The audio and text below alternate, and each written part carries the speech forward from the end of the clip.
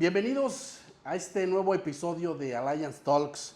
Gracias nuevamente por estar aquí en este nuevo episodio y vamos a empezar diciendo que pues en un entorno donde constantemente hablamos de innovación, transformación y futuro, pocas veces nos detenemos a escuchar las historias que hay detrás de las trayectorias que han ayudado a construir industrias, organizaciones y equipos durante décadas. Porque más allá de los resultados, los cargos, los logros profesionales, siempre existen aprendizajes, decisiones, desafíos y experiencias que terminan definiendo una carrera. Y precisamente de eso vamos a hablar el día de hoy.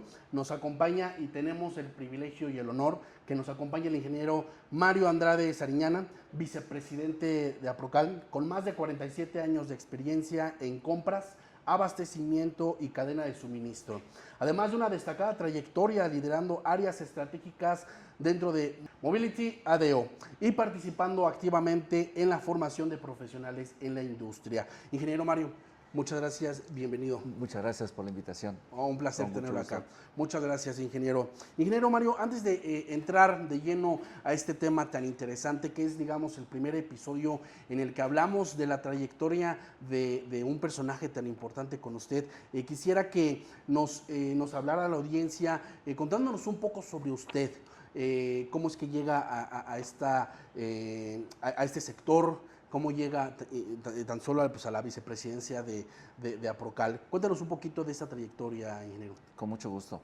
Bueno, pues cumplí 18 años, terminé la vocacional y por educación familiar, bueno, pues era la época de salir a trabajar y de generar ingresos, aunque no había una necesidad abierta al respecto. Parte de la educación de mis padres era que colaboráramos con el gasto para la casa. Entonces, a los 18 años, pues era el momento de buscar trabajo. En aquel entonces sí había oportunidades, pero no había oportunidades para poder estudiar y trabajar. Yo terminé la vocacional en junio cumplí 18 en septiembre, en junio terminé la carrera, me puse a checar. Llegó febrero y no conseguía porque había que trabajar tercer turno, había que rolar turno, etcétera, porque mi carrera era de ingeniería industrial y se traducía mucho a la parte industrial. Entonces, bueno, pues buscando y más bien ya desesperado por ahí de febrero, agarré la sección amarilla que es hoy la búsqueda electrónica. Sí, en aquel entonces era un libro enorme y ahí busqué a 3 oficinas de colocación, de agencias de colocación. En las 2 primeras me batearon, me dijeron que no había horarios especiales. En la tercera, muy cerca de la glorieta de Insurgentes, me entrevistaron, una entrevista de pues, 2 horas tal vez. La señorita que me entrevistó se levantó, se tardó, regresó, me entregó un sobre enorme y me mandó a Sol 233. Ahí me recibió el ingeniero Legaspi, me entrevistó, también una entrevista larga, y después de un buen rato, bueno, también se levantó, salió, regresó y me dice: oye Mario, me gustaría que te quedaras, pero traes una cara de niño que te van a hacer papilla allá afuera. Ahí me enteré que el puesto era de jefe de taller en desarrollo. Dice, pero aquí al lado está el área de compras y también tiene una vacante. Entonces me presentó al ingeniero Rivero, me entrevistó, me pasaron con el ingeniero Celorio, me entrevistó también, y al tercer día estaba yo con mis papeles para que me contrataran. Todavía la persona de recursos humanos me recibió y me dijo, no, aquí no tenemos horarios especiales. Regresé con el ingeniero Rivero, él me llevó a su oficina y me le dijo, aquí se queda y lo contratas. Ahí empezó la aventura. Eran 18 años, era el área de compras, era yo auxiliar administrativo y bueno, pues de ahí empezó una carrera de 13 años de auxiliar administrativo hasta subdirector de materiales. Más o menos así fue el inicio. Y muy interesante porque me tocó recorrer todas las áreas de compras y eso permitió también ascensos interesantes y muy rápidos además, porque la empresa estaba en una evolución, en un movimiento muy fuerte de crecimiento, etcétera, etcétera, ¿no? Claro. Voy a regresar un poquito, ingeniero. Comentó que usted estudió en la vocacional.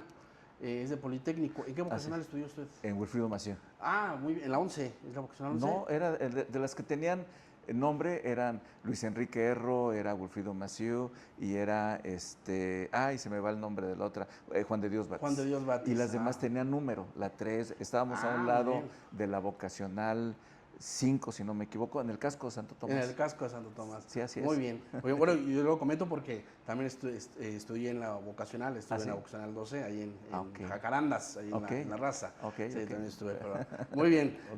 Ingeniero, y bueno, pues cuando uno mira hacia atrás, después de pues, tantos años, seguramente, pues bueno, hay personas, como comenta usted, experiencias o momentos que dejando huella más bien. ¿Cuáles fueron esas experiencias que más influyeron en su desarrollo profesional? ¿Puede contarnos algunas, ingeniero? Yo creo que son los cambios importantes que se dieron. Estamos hablando de una trayectoria de 2 etapas, una de 13 años y otra de 34. En la primera fue con ascensos o modificaciones de puesto muy rápidas mientras estudiaba.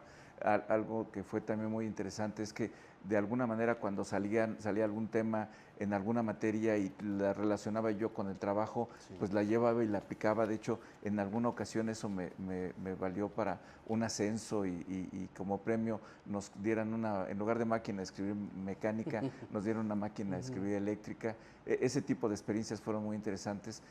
Recorrer desde auxiliar administrativo, asistente, después comprador en todas las familias que se manejaban con la administración de inventarios, jefe de importación, lo complejo, lo importante que era en aquel entonces, había que sacar permisos de importación, había que hacer la importación desde frontera, traerla a México, jefe de compras de importación, después jefe de compras de importación y nacional, y hasta subdirector de materiales, teniendo a mi cargo compras, almacenes y control de inventario. En ese trayecto, las cosas fuertes fueron, en aquel entonces parecía regla que cada sexenio había una crisis.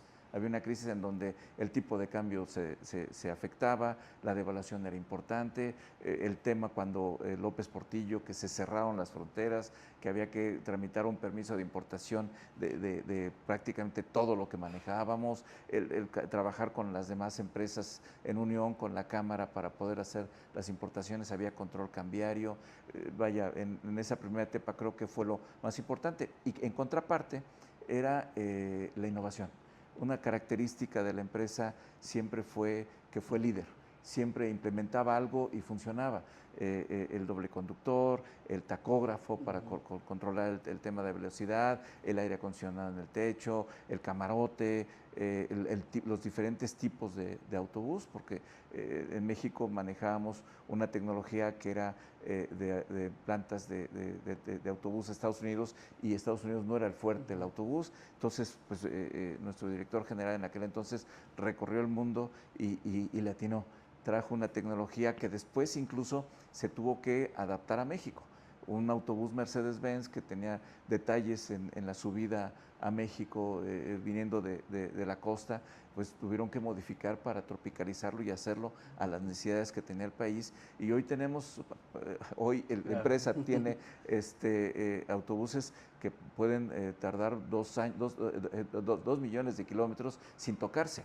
Sin que se abran, sin que se haga una reparación menor. Entonces, la productividad del autobús se volvió muy importante. Obviamente, ese cambio tecnológico fue también un reto, porque pues había que traer productos de Alemania, de Suecia, de Brasil. Ya no era la importación únicamente de Estados Unidos. Ese tipo de cosas fueron lo que construyó y formó todo este tipo de avances y logros. Y una de las experiencias principales que yo creo que de las que puedo tener claro como sobresaliente en el área es que tanto el personal que trabajaba conmigo como la empresa misma tuvo una enorme capacidad de adaptación.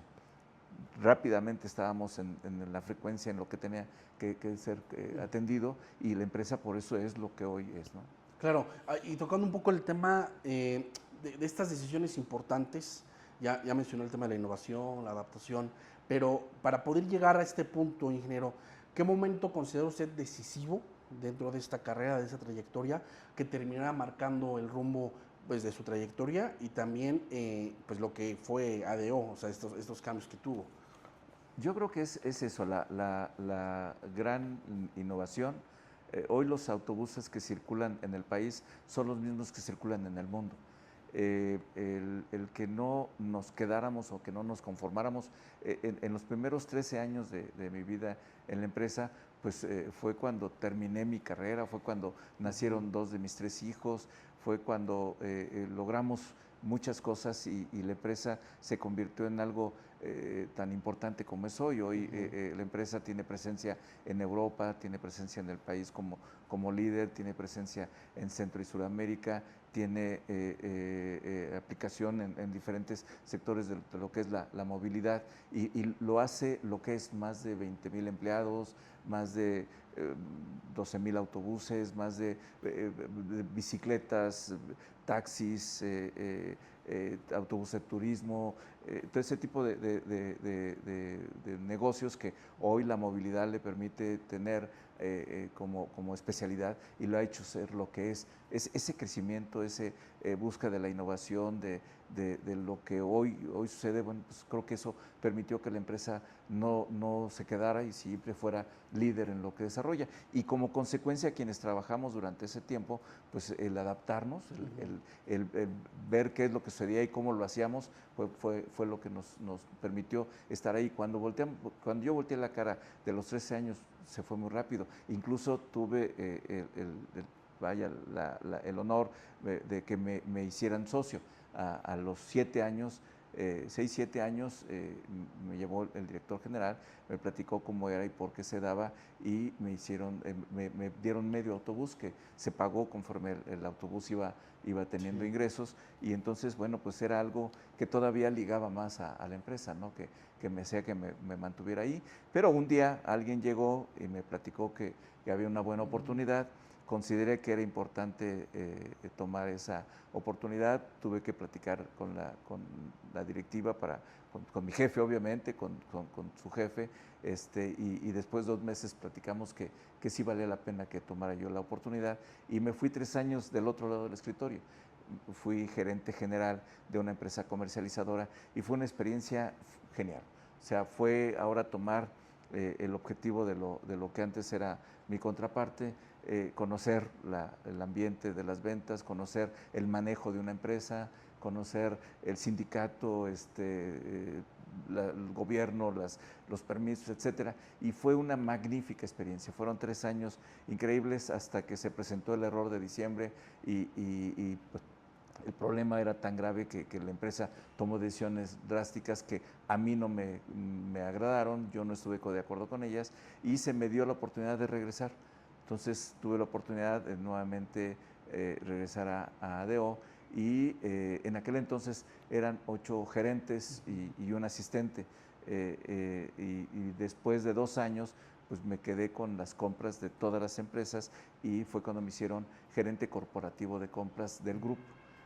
Me tocó la experiencia ya en segunda etapa de llevar el sistema de compras a España, de implementarlo. Es uno de los sistemas en el grupo, no son muchos, son 3, que se les considera sistemas globales.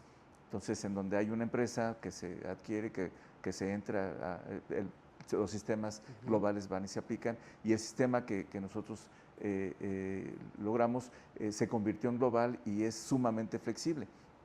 Cuando fuimos a Centroamérica fue necesario adaptar para cada país el tema fiscal, el tema del tipo de cambio, la moneda, y sin en cambio fue muy rápido. Hubo lugares en donde todavía no empezábamos operaciones y el sistema ya podía generar requisiciones. Entonces eso también fue una de las cosas interesantes que nos permitieron estar en el momento y adaptarnos a la situación.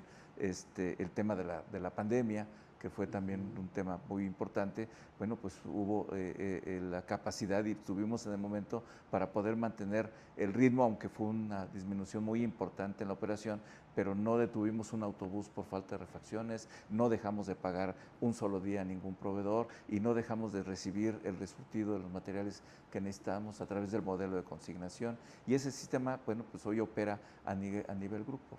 Wow, hace rato que estábamos en el back, Estaba escuchando justo esa anécdota que le estaba platicando aquí al equipo. ¿Cómo es que se mantiene ADO no dejando de pagar a los proveedores? Porque muchas empresas, también nacionales, internacionales, tuvieron temas económicos fuertes. ¿Cómo es que ADO logró llegar a este punto en el que no tuvo necesidad de deber dinero a los proveedores, nóminas, gastos operativos y demás? Primero, ADO tiene claro que el proveedor no es el enemigo. No, uno de los errores que se cometen, ahora ya hablo en el papel de Aprocal, mi experiencia de conocer varias empresas en el país, en donde la cultura del no pago pareciera que fuera algo correcto, y la realidad es la peor estrategia que puede haber en una empresa es financiarse a la mala de los proveedores. En ADO, vaya, los 40 y tantos años que tuve la fortuna de trabajar, siempre fue muy claro que el proveedor había que respetar. Si el proveedor cumplía, nosotros teníamos que cumplir. Ese es un punto muy importante. Y la segunda es que el oficio en la empresa fue lo importante, sobresalió. Hubo una adaptación a la necesidad. La empresa tenía que seguir operando. Claro. La necesidad de transportar de la gente, a pesar de todo, continuaba. Entonces teníamos que seguir moviendo las unidades y había que seguirles dando mantenimiento, claro, había que seguir poniéndoles. Hubo un momento en que a los conductores prácticamente los disfrazamos de astronautas, ¿no?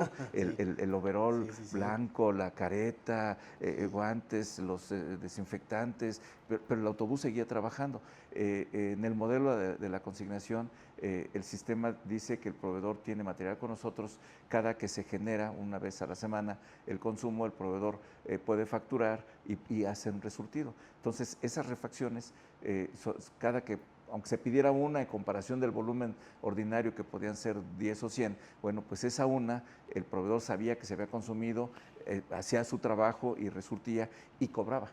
Entonces, ese ciclo para mantener los autobuses operando no tuvo afectación. Hay un director de finanzas en el grupo que en algún momento, platicando del tema, se refirió a bendita consignación, porque pues, eso permitió que no tuviéramos que adivinar para comprar en volumen, para tener detenido en el almacén, ni tampoco inventar un número, ¿no?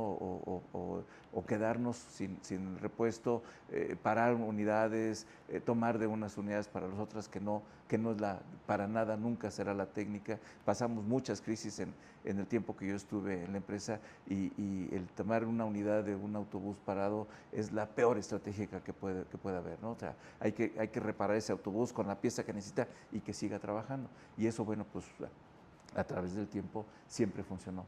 Pero fue muy interesante esa temporada, y la empresa salió bastante bien librada a pesar de las circunstancias, ¿no? Claro, digo, una empresa para poder salir adelante en situaciones como estas requiere líderes, ingeniero. Claro, también la gente operativa es importante, todos son importantes, pero el hecho de tener líderes que sepan hacia dónde van, qué es lo que la empresa requiere, muy bien preparados, requiere pues también cierta preparación, ingeniero. Para usted, como líder que fue en ADO, ¿qué significó liderar estas personas y equipos de trabajo pues, durante pues, todos estos años de trayectoria? ¿Cómo fue esa experiencia para usted, el ser líder? Creo que es una de las cosas que mejor me ha pasado en la vida, me ha dejado muchísimas satisfacciones. Creo que el manejo de la gente, siempre con la honestidad, siempre con la realidad de lo que estamos haciendo, y con esa motivación de ponerse la camiseta o tatuársela, que es mi caso, claro. Da muchas oportunidades. Da la oportunidad de que los colaboradores, los compañeros de trabajo tomen esa iniciativa, esa batuta, que la persona se haga responsable, se haga cargo y siente el orgullo de lo que maneja. Creo que es algo que vale la pena promover. Yo creo que es algo que vale la pena que la gente haga. Al contrario a la persona que quiere ser el todólogo, el indispensable. Una de las cosas que yo presumí durante muchos años era, yo no hago falta. La gente sabe qué es lo que tiene que hacer y lo hace bien, y lo hace con muchas ganas y con mucho orgullo. Uno de los detalles importantes que tuve en mi experiencia de estas 2 etapas en ADO como responsable de compras desde que tuve personal a mi cargo, es que la rotación fue nada. Si había un cambio era porque alguien lo subíamos de puesto o porque de alguna manera conseguían en algún otro lugar un mejor puesto, pero la gente estaba trabajando con las ganas de hacer lo que hacía porque tenía la satisfacción de hacerlo y que daba resultados, ¿no? Entonces es una enorme oportunidad, el manejar personal es una gran oportunidad para contagiar, para hacer que la gente se sienta bien en lo que hacen. Por ahí alguien dice que si haces lo que te gusta y además te pagan, pues ese es lo mejor que puede pasarte, ¿no? Y creo que es una de las cosas interesantes que hay en el manejo de personal, que la gente aprendió. Yo tengo esa enorme satisfacción que yo me fui del grupo, tengo 3 meses de haberme retirado por jubilación y dejé personal con más de 30 años de estar en la empresa y en el área, o sea, trabajando en donde estamos haciendo. Entonces, bueno, creo que eso puede ser un buen ejemplo, un significado al respecto. Habla de la gente que está motivada, que quiere trabajar, que le gusta su trabajo, pero usted como líder, ¿cómo se motivaba para poder motivar a la gente? Porque la gente operativa, pues sabemos bien que hace lo mismo que el líder, ¿no? Empieza a imitar. ¿Cómo usted hacía esto para poder motivar a su gente? Yo creo que porque a mí me trataban también así. O sea, yo tuve la suerte de tener contacto directo con 2, 3 jefes.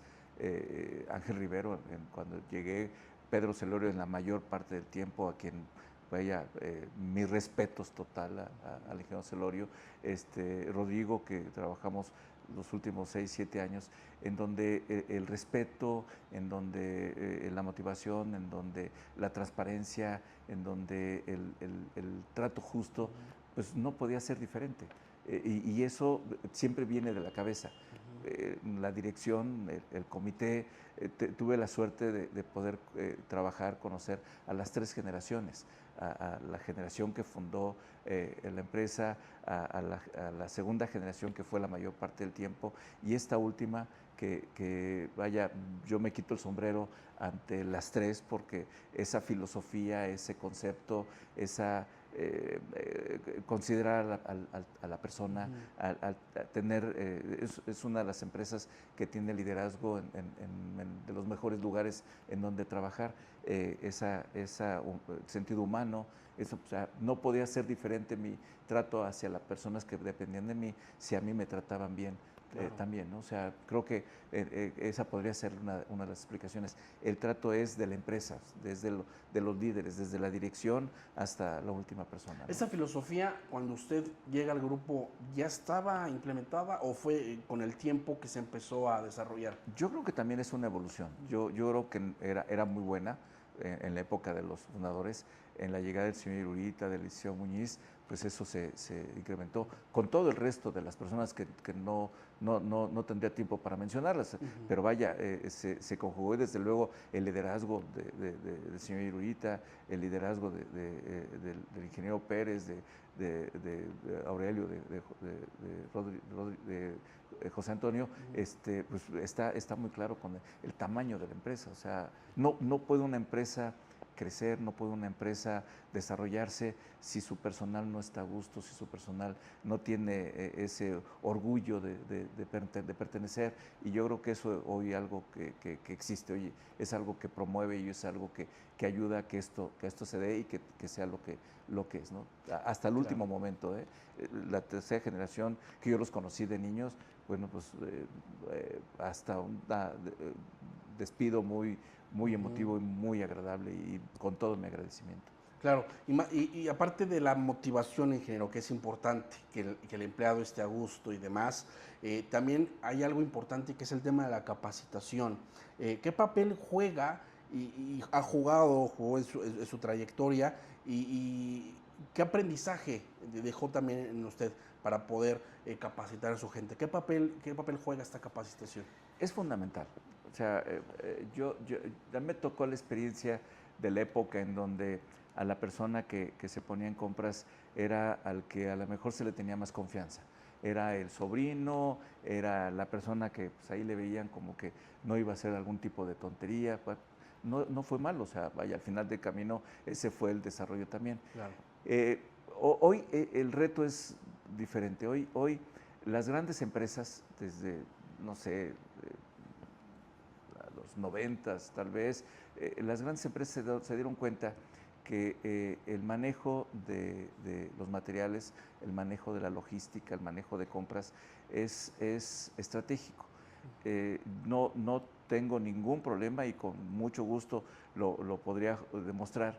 El área de compras es un área que tiene una afectación directa en la rentabilidad y en la permanencia de la empresa. Y los ejemplos que acabo de poner de la pandemia, de las crisis sexenales, etcétera, es un ejemplo muy claro.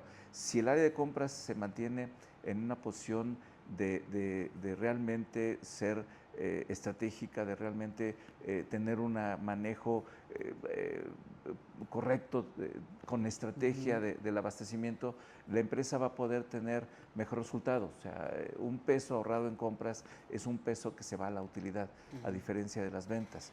En compras, el que la empresa tenga una buena reputación, tenga una buena cartera de proveedores, que tenga una buena imagen, pues eso le da también posibilidades para el desarrollo, etcétera. Entonces, la capacitación es fundamental.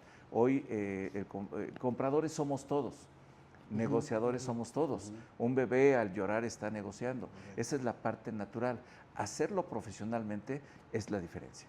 El saber que un comprador no bien preparado o un mal comprador le puede costar mucho dinero a su empresa. Un comprador con una buena visión estratégica, con una buena preparación, con un buen concepto de cuál es su responsabilidad, para qué está, para qué es su función. Cualquiera puede salir a la farmacia a conseguir el material que quiera. El hacerlo con los proveedores adecuados, hacerlo con el costo total más conveniente, hacerlo con la garantía de que el producto esté disponible al menor costo total, no se puede hacer solamente por intuición. Tiene que ser capacitando para tener esas herramientas, para tener esa visión, para tener ese sentido de responsabilidad que el comprador profesional debe de tener. Ahí está la trascendencia que ha tenido Aprocal a través de los últimos 20 años, en donde se ha certificado una cantidad muy importante de profesionistas. Tenemos como parte del comité de los ejecutivos que forman la asociación, gente de muy alto nivel, que me ha tocado a mí el desarrollo de varios de ellos. En FEMSA Coca-Cola me tocó trabajar con alguien que empezó como el gerente de compras y después director, después compraron Centro y Sudamérica y después fue el director de abastecimiento, de negociación a nivel de todo el grupo. Y bueno, en Bayer, en varias empresas muy, muy fuertes en donde el desarrollo se da, y la coincidencia es justamente esa. El comprador tiene que prepararse, el saber negociar, el saber que todos los días estamos negociando, que cualquier gesto que tenemos, el lenguaje corporal dice algo de lo que estamos haciendo, pero utilizarlo, desarrollarlo, hacerlo profesionalmente, tiene consecuencias a favor de la empresa, sin lugar a dudas. Claro, muy interesante lo que comenta, ingeniero. Y voy a encaminar la siguiente pregunta justo a lo que acaba de comentar, que a lo largo de los años, pues bueno, ha tenido usted la oportunidad de convivir con distintas generaciones. ¿Qué diferencias observa al día de hoy entre quienes inician su carrera hace ya décadas y los jóvenes profesionales del día de hoy? ¿Qué diferencias ve usted, ingeniero? Yo creo que la más importante, la más sobresaliente es la tecnología. A mí me tocó 3 teléfonos en la espalda, en una repisa, y te hablan por la 86 y pues era el teléfono que había que tomar. Ahora lo hacemos con el celular, y si estoy en Alemania, en Suecia o en Rusia, aquí autorizo un pedido o tengo un correo o tengo la comunicación. Ahora con inteligencia artificial, que se ha vuelto todo un tema que tenemos que tener mucho cuidado de cómo lo manejamos, pero creo que esa es la parte más sobresaliente. era yo subdirector y nos dieron laptop, las primeras laptops. Y la primera laptop no estaba en el escritorio, estaba en un mueble allá como si fuera el de una escultura o de un adorno, ¿no? Porque era el bicho raro. Sí. Lo más que hacíamos era poner margen para escribir una carta. Hoy, bueno, pues ya es diferente. Yo creo que eso es una de las cosas que a nivel universal es de aprovechar para cualquier profesionista. El tema en compras es que se acaba con esto mucho de la presión excesiva que hay en los puestos en forma tradicional. En compras hay dos protagonistas que no podemos permitir que existan, que es el bombero y el mártir. O sea, aquel que se corta las venas porque está haciendo hasta las 10 de la noche o el fin de semana un pedido. Hoy eso pues ya no, al contrario, hoy esa talacha, gracias a la tecnología, se puede disminuir a la mínima expresión y puede utilizarse para trabajar justamente para el futuro. El planear las compras del próximo año, el saber qué tecnología está, cuáles van a ser el tipo de productos a necesitar, el desarrollo de proveedores en cada uno de los temas, el traer de importación, pues a lo mejor es, entre comillas, permítanme decirlo, a lo mejor la manera más cómoda. El que el proveedor esté aquí a 10 kilómetros o a 500 kilómetros, pero dentro del país, no solamente ayuda a que nuestro país tenga una mejor oportunidad de empleo, una mejor oportunidad de generar economía, sino además nos permite tener una mejor estrategia para garantizar el suministro, para garantizar la disponibilidad. Entonces, el comprador, si quiere ser cómodo, pues a lo mejor pues bueno, pues hay que traerlo de China, hay que traerlo en el buque que se tarda 3 meses para llegar, la complicación que implica, que recuerden que en este caso hay un tema importante que es el costo del inventario. El inventario es directamente proporcional al tiempo de respuesta. Entonces, el distraer recursos económicos para tener un inventario, para tener material en tránsito, pues eso pues de alguna manera le está afectando a la empresa y no es la mejor estrategia para el costo total. Si desarrollamos proveedores para que estén cerca, si desarrollamos proveedores para que puedan reemplazar el producto complicado, si podemos desarrollar proveedores que puedan tener la calidad y puedan permanecer esos autobuses con 2 millones de kilómetros sin que se puedan detener, hombre, de alguna manera tiene que ver los productos que estamos poniendo. Entonces, ese trabajo es el trabajo que vale la pena, es el trabajo apasionante, es el trabajo profesional, en cualquier industria, no solamente en la del transporte o la de la movilidad, sino en cualquiera que sea. Y ese es el papel profesional del comprador. ¿Qué hago para optimizarlo? ¿Cómo hago para que sin que perdamos calidad podamos tener un proveedor que nos la pueda brindar, disminuyendo de manera importante el costo? Vaya, la logística sigue siendo muy importante, hoy sigue siendo más del 10% del costo de la operación del costo de un producto. Entonces, pues no podemos darnos el lujo de que esté material en la bodega del proveedor, en la frontera del proveedor, en el mar, y después la tengamos que tener nosotros aquí. Eso suma dinero, ¿no? Entonces, el comprador tiene que tener esa visión completa de la cadena de suministro para poder optimizar los eslabones que sean necesarios. Claro, y retomando el tema de las generaciones, ingeniero, perdón, pensando en quienes están comenzando este camino profesional, ¿qué consejo les daría a estos jóvenes que pues buscan construir una carrera sólida como la de usted, ingeniero, y trascendente también como la de usted? Yo creo que la primera es que tenemos que hacer algo que nos guste hacer. Creo que tenemos que buscar, yo sé que no es simple, yo creo que no es algo que se puede hacer de esa manera tan literal, pero creo que es algo importante. Hay áreas, hay puestos, hay trabajos que no permiten que una persona esté incómoda, esté sin el sabor de que tiene la satisfacción de que lo está haciendo bien y que va por más. Creo que eso es fundamental, ¿no? O sea, creo que aplica a cualquier carrera. Tenemos que buscar que lo que hacemos sea algo que nos gusta. Quienes ya están en esto, el prepararse, el desarrollarse es muy importante, porque no hay, el tema en compras no es ir a decir, lo quiero, cuánto me lo das y vamos a discutir por los 10 centavos de descuento. Es qué tan importante es el producto, es en dónde estamos parados, en dónde estamos sentados, quiénes son los proveedores importantes, cuáles son los productos importantes de efecto a la empresa. Hay productos de alto impacto por el valor de inversión que la empresa tiene que hacer para poderlos tener.